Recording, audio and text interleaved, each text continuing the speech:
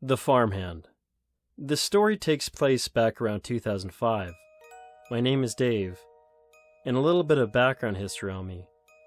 I live in a fairly small town with two younger siblings, a half-brother and a half-sister. My dad suffers from alcoholism, and I don't particularly get along well with my stepmother. I've always honestly felt like a bit of an outcast, and recently, I've needed a change. I was 18 years old at the time of this story.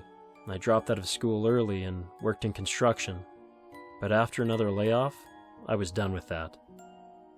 One morning during breakfast, I was looking through the newspaper at the classified ads. Farmhand needed. Seeking an individual that loves being on a large grain farm. No experience necessary. We provide housing and utilities. Year-round work for the right person.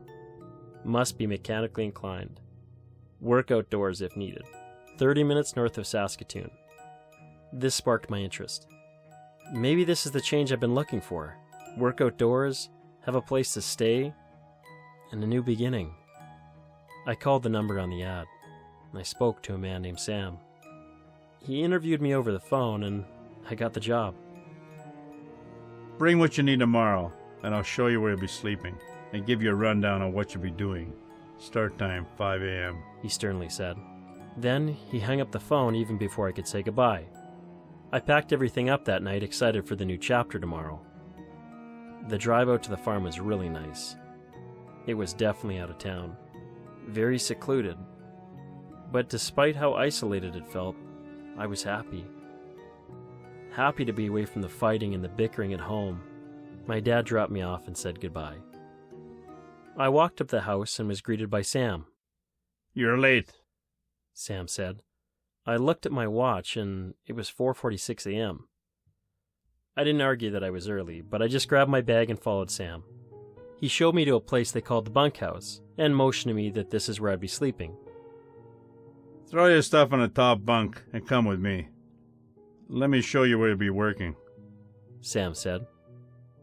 Dinner bell rings at 6 p.m. You can come from whatever work you're doing into the main house for dinner, he mentioned. To give you an idea of what Sam was like, he was an older man in his late 50s. He looked stern, standing about 6'2".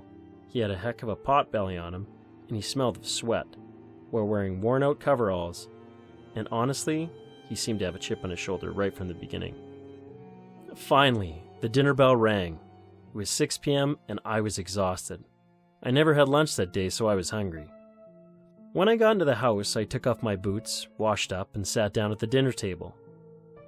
Sitting next to me was a girl who must have been around 12 years old, and there was two other guys, likely in their 30s. These were pretty big guys.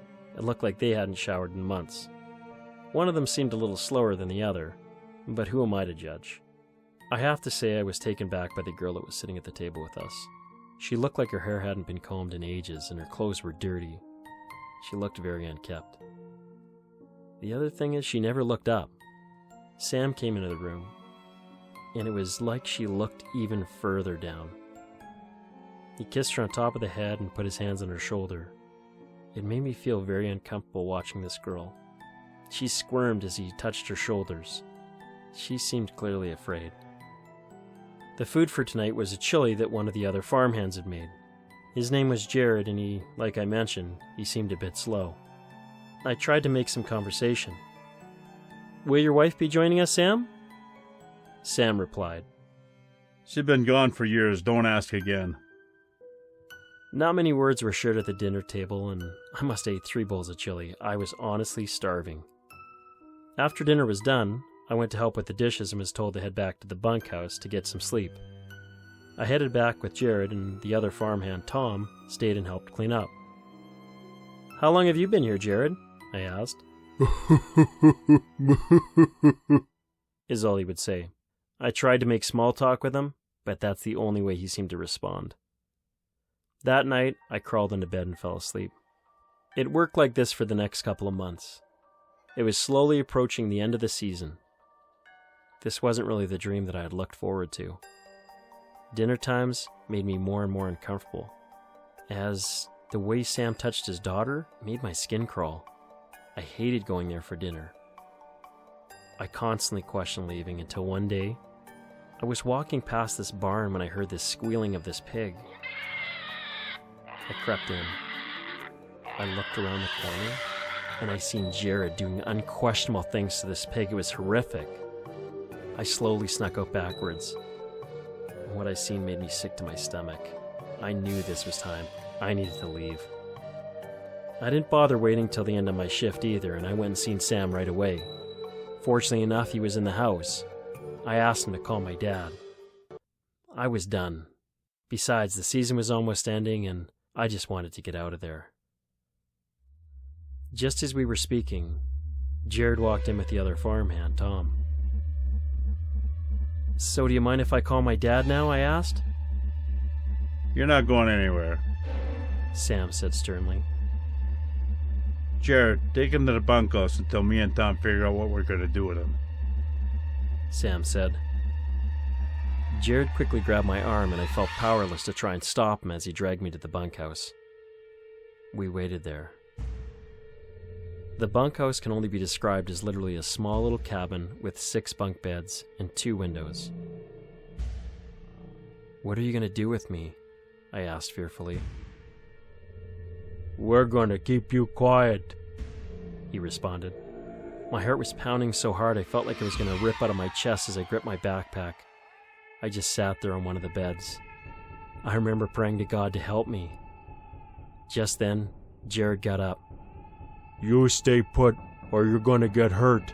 I'll be right back," he said, and closed the door behind him, locking it. Sitting there waiting a little while, I quickly tried the door to see if it was unlocked. Sure enough, he did lock it. I went and checked both windows. They were nailed shut from the outside. It seems like they knew what they were doing. Tears began running down my face. "God help me." Just then, I noticed the nightstand. I threw it through the window, smashing it to pieces. I jumped out, leaving my bag behind and running into the field. It was now dark and cold out. I ran like hell. Heart pounding. I didn't dare look back as I ran through that field. I had to get to the tree line. Then at least I could get into the trees and hide. I had to get out of this open field. Just then curiosity got the better of me and I looked back. I could see 3 flashlights in the distance. Shit! They're coming! It was them. And I knew if they caught me, I was as good as dead. I felt like I was going to be sick. No time for that. I kept running. I finally made it to the tree line and hightailed it through the forest. I saw the light of a house out in the distance. I knew I needed to make it to that house to get help. As I sat there catching my breath, I began noticing snowflakes. Oh man. I have to make it to that house quick if I was going to be safe. It felt like I'd been running all night. I began getting colder and colder, with the snow getting thicker and thicker. I only had a t-shirt on and no jacket. The only thought in my mind again was, if they caught me, I was dead. Thankfully, I finally arrived at the house. I ran up to the door and began frantically pounding on it. "Help me! Help me! Please help me!" I cried out. Just then a door swung open, and behind the man who opened that door I saw a large painting of Jesus on the cross. I dropped to my knees, cold and exhausted. The man brought me in. Turned out he was a local minister. He called the police and my dad. When they showed up, I told them everything. Everything that had happened over the months that I'd been there. The police did investigate and they took my statement. Turns out this Sam had a large number of complaints about him and his farm. I was so scared to testify and have them see me again. And I'm really not sure whether anything's happened to him or not. So remember, the next time you look upon a farm, or you see that ad in the classified section, "No experience necessary, think twice, or else you may not be so lucky." Thank you for listening. Stay scared.